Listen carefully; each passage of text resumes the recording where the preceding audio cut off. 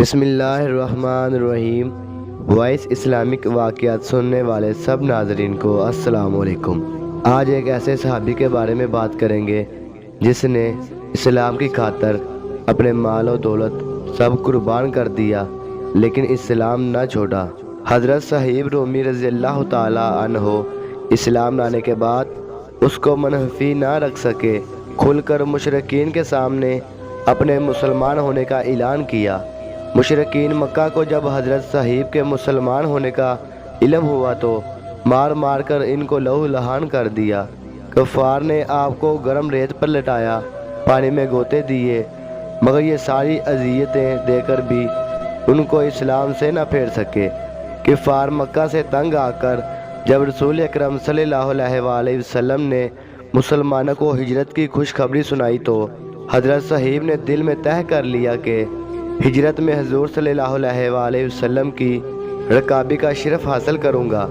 مگر حالات کچھ ایسے بنے کہ امام الانبیاء صلی اللہ علیہ وآلہ وسلم کو رات کی تاریکی میں انتہائی رازداری سے مکہ چھوڑنا پڑا۔ جب حضرت صہیب رومی رضی اللہ تعالیٰ عنہ کو آپ صلی اللہ علیہ وآلہ وسلم کے مکہ سے ہجرت کر جانے کا علم ہوا تو انہوں نے بھی رخت سفر باندھا۔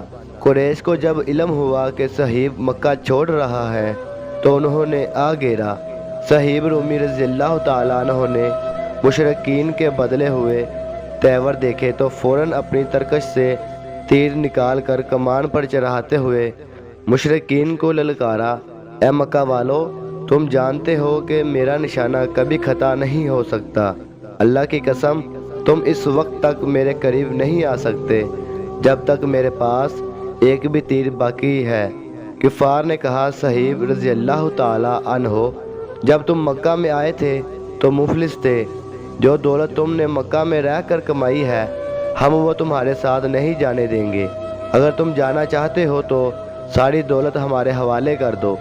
آپ صلی اللہ علیہ وآلہ وسلم اس حقیقی جانسار نے اپنا سارا مال ان کے حوالے کر دیا اور دل میں اللہ اور اس کے رسول کی محبت بسائے مدینہ کی طرف چل پڑے۔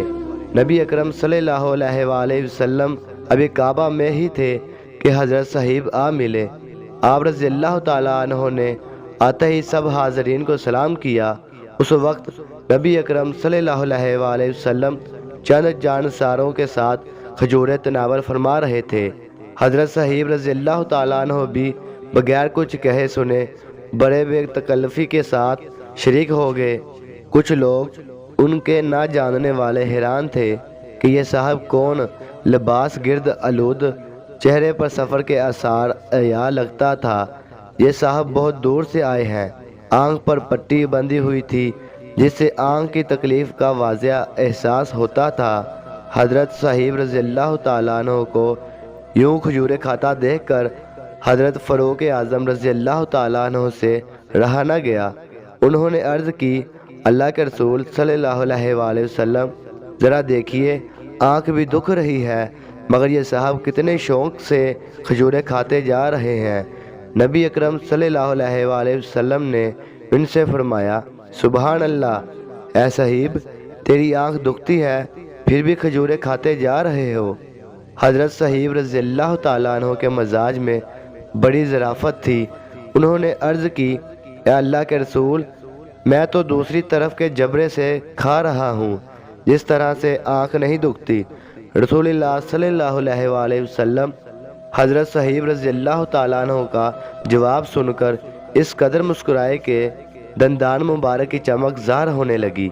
کھجوروں سے فارغ ہو کر حضرت صہیب رضی اللہ تعالیٰ عنہ حضرت ابوبکر صدیق رضی اللہ تعالیٰ عنہ سے کہنے لگے، واہ صاحب، خود نبی اکرم صلی اللہ علیہ وآلہ وسلم کے ساتھ آ گئے اور مجھے ساتھ ہی نہ لیا۔ پھر حضور صلی اللہ علیہ وآلہ وسلم سے عرض کی، اے اللہ کے رسول صلی اللہ علیہ وآلہ وسلم، میرے ماں باپ آپ پر قربان ہوں، آپ نے اس عاجز کا خیال نہ فرمایا۔ اللہ کے رسول، میں تو آپ کے بعد تنہا رہ گیا، مکہ والے مجھ پر ظلم و ستم کرنے لگے۔ اللہ کے رسول، میں تو بڑی مشکل سے جان چھڑا کر اور اپنا سارا مال لٹا کر آپ صلی اللہ علیہ وسلم تک پہنچا ہوں۔ رسول اللہ صلی اللہ علیہ وآلہ وسلم نے فرمایا، اے ابو یحییٰ، حضرت صہیب رضی اللہ تعالیٰ عنہ کی ایک نیت تھی، تم نے بڑی نفع بخش تجارت کی ہے، اور اس کے ساتھ نطق رسالت پر یہ آیت جاری ہو گئی، اور بعض لوگوں میں سے وہ ہے جو رب کی رضا کے لیے اپنی جان تک بیچ ڈالتے ہیں، اور اللہ تعالیٰ اپنے بندوں پر مہربان ہے۔